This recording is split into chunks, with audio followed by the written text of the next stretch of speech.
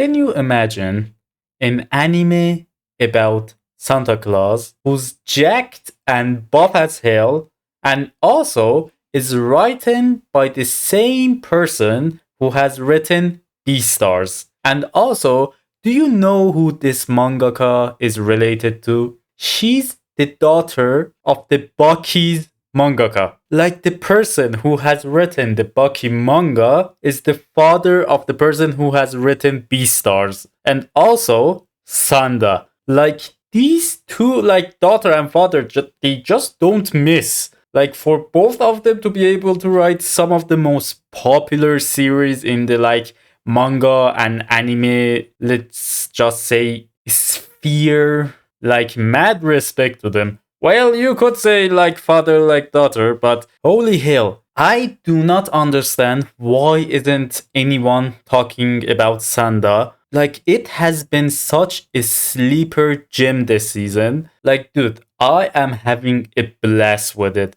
And the animation is done by Science Saru. For those of you who don't know this studio, it's the same studio as Dandadan. Like you can just feel quality in every aspect of the show, both in animation, the characters, the story. Like the person who has written it, I mean, it is amazing. Now, for those of you who are unaware of the show, let me just give you a brief summary of the whole thing. Basically, here's the gist. This story happens in a like future Japan. I mean, not in a technological standpoint, but like in a birth rate standpoint. Like the birth rate in Japan has become so awful in this anime that the children basically just make around 0.01% of the whole popularity.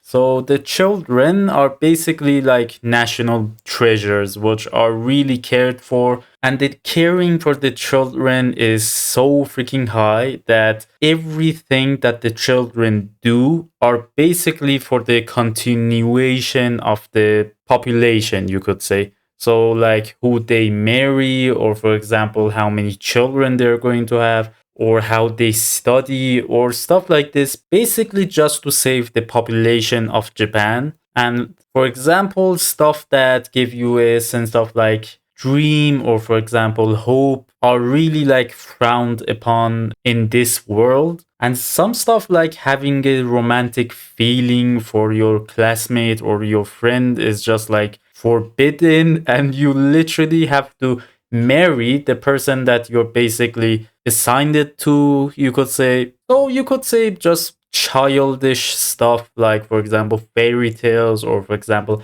Santa Claus are just lost in time, you could say. But the interesting thing about this show is that Santa Claus is real, and the powers of Santa Claus have been basically passed down in generation from one person to another person. And one of our main protagonists, which is Sanda, actually is a descendant of the main Santa Claus. And the way that he actually turns into Santa Claus is basically by just wearing something red. But because like Santa Claus is just something forbidden in this society, and some people actually hunt him so that the children don't have like dreams or stuff like that. This kid basically doesn't want to turn into Santa, but in the first episode, his classmate Fukuyama actually wants to find their friend, which is presumably dead. Everyone thinks that she's dead, but she's not apparently. I mean, you get all of this stuff just shown to you in the first episode. I'm not spoiling anything, but Fukuyama basically comes and just begs this guy to use his Santa powers to actually find this classmate of theirs. Which one thing leads to another, and this guy basically decides to actually use his Santa powers, which is actually pretty sick. I'm not gonna lie. Like, there's one point which is ski literally comes out of his feet, and it's just so interesting the way that they have portrayed Santa in this anime. Like he's jacked and tall and buff, and the way that he fights is just so freaking insane. And he basically can't die. Like there is a like a small like gimmick to his like immortality, but I'm not gonna spoil that. But in overall, this kid Sanda actually decides to,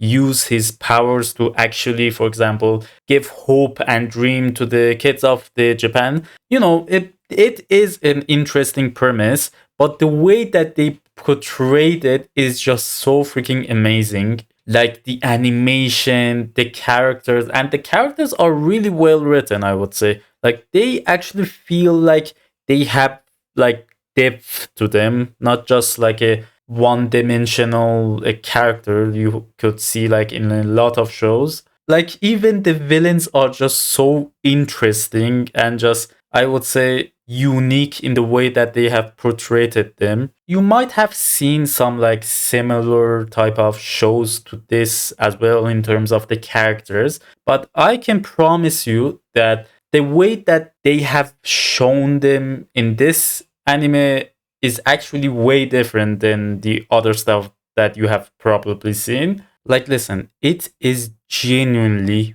really good. Listen, I could say this thing is actually the hidden gem of this whole year. Yeah, now you could say that there were some better anime that came out this year, but in terms of like the quality, this is literally a hidden gem. I just was so baffled as to why there aren't like more people talking about this show. And then I realized that it's on Prime Video. And I swear to God, every time an anime goes on Prime Video, the amount of viewership just basically gets like 1/10 of the thing that it could have been. So it is really a bummer as to why the show isn't more recognized, because it's basically on Prime Video. Like, I swear to God, if this was on Crunchyroll, I can promise you that every single person that you would have seen that actually watches anime would have glazed up this show. So I can say Sanda actually gets a thumbs up from me. And now that we're basically just approaching Christmas,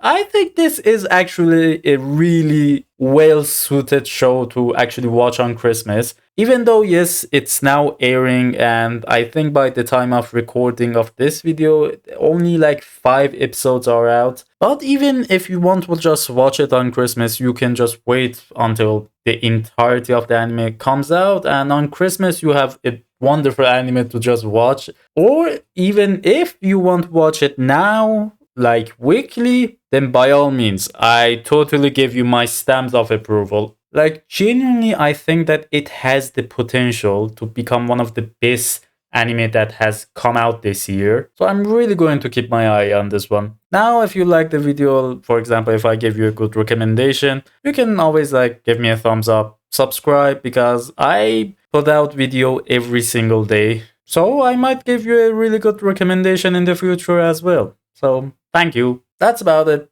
Bye.